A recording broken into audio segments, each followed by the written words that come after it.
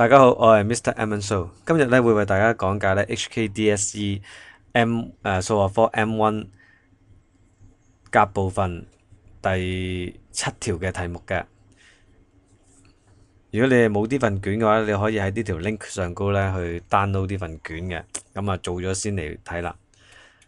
好啦，畫面上高而家信息咧就係我做 DSE 嘅 video 嘅理念嚟嘅。咁麻煩你睇一睇啦。唔夠時間嘅可以慢慢睇嘅，不過你要 pause 咗個 video。夠時間嘅呢，我哋就落噶啦。第7條呢，就有一條呢，你做一見到呢，就即刻攞個手巾仔出嚟揞住個嘴，一路笑一路做個題目嚟嘅，實在太淺易啦。就要我哋去揾一啲嘅期望值啦，同埋揾啲方差嘅。咁點解我話會笑到喊呢？因為呢，實在太簡單啦。你唔好，你平時我諗你喺學校啱啱學嗰陣時都覺得好淺㗎啦。公開試如果真係出嘅話呢，真係諗唔到有咩理由唔笑啦。嗱，你唔好睇呢啲公式好似好繁複咁樣，呢一個係加號嚟嘅啫，得唔得？呢個呢，呢個符號呢，就係代表加數嘅啫。咁加咩呢？咪加晒啲數據乘翻佢出現嗰個嘅概率咯。咁講到好似好難咁，但係一睇條式，哇！大佬做下加數，做下乘數啫嘛，咁又執幾分啦？你咪笑到震咯。好啦，跟住之後呢，佢第2條呢有啲咁多變化啦。咁第2條呢，我哋都要計翻個方差先嘅。咁第2條點解話要計翻個方差先呢？其實呢，由於呢，佢本身嗰個隨機變量呢就叫 x 嘅。咁如果而家呢，我唔係擺個 x， 我唔係計 x 嘅方差，我係計多項式啊3減 2x 嘅方差呢，咁會點樣呢？我哋首先呢，就要先計翻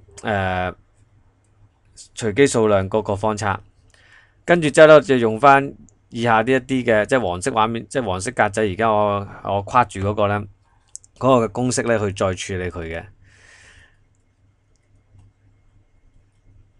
OK，咁嘅話咧計其實就唔難嘅，反而咧就想同大家咧試下咧，唔好淨咁好齋咁樣記公式啦，去考慮到底點樣去做啦，點樣去理解呢啲公式啦。嗱，通常平均數咧，我同啲學生成日都咁講嘅。平均數咧，我會攞幾粒數據出嚟試一試嘅。平均數啊，嗱，如果我有3個學生咧，一個攞10分，一個攞40分，一個攞70分嘅，咁佢哋每個人都係爭成30分噶啦。咁如果我哋一齊去加多10分俾佢呢，咁我哋整體咧都會上升10分嘅，因為呢我哋總共夾埋呢，如果每人加10分嘅話，總共夾埋就會多咗30分噶啦。咁所以佢比起原有嗰個嘅平均值呢，都會提升咗嘅。咁所以呢，加 B 嗰個呢，我哋就處理咗噶啦。加 B 嗰個呢，就係將舊有平均值加上去啦。咁乘嗰個呢，都好容易處理嘅啫，因為咧，如果我哋睇翻嗰個 EX 嗰個嘅formula 啦，即係期望值嘅 formula 啦，其實每個多 A 嘅話咧，我哋原則上咧，即係話個多項式咧就有個公因子 A 嘅，即係呢一度每一個位都有個 A 嘅，即係而家我指緊呢個，本來係 X 嘅地方我哋擺 AA，我哋擺 AX 嘅，跟住咧，既然係咁嘅話咧，由於佢係成幾項加埋，我哋都當係多項式咁處理啦，咁我哋抽咗公因子 A 嘅，咁就解釋咗點解係乘㗎啦。好唔 OK？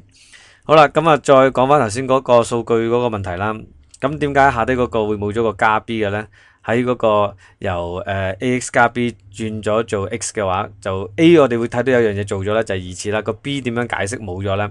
個 B 解釋冇咗好簡單嘅啫。所謂嘅方差呢，就係想量度下數據嘅離差情況嘅。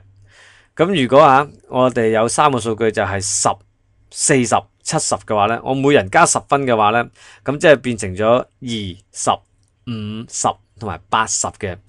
咁你睇翻呢，20、50、80佢嗰個離差情況咪一樣，大家每人嘅相差都係不變嘅。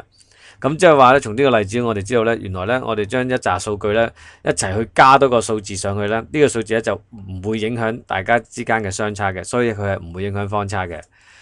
咁所以呢，我哋喺處理嗰個。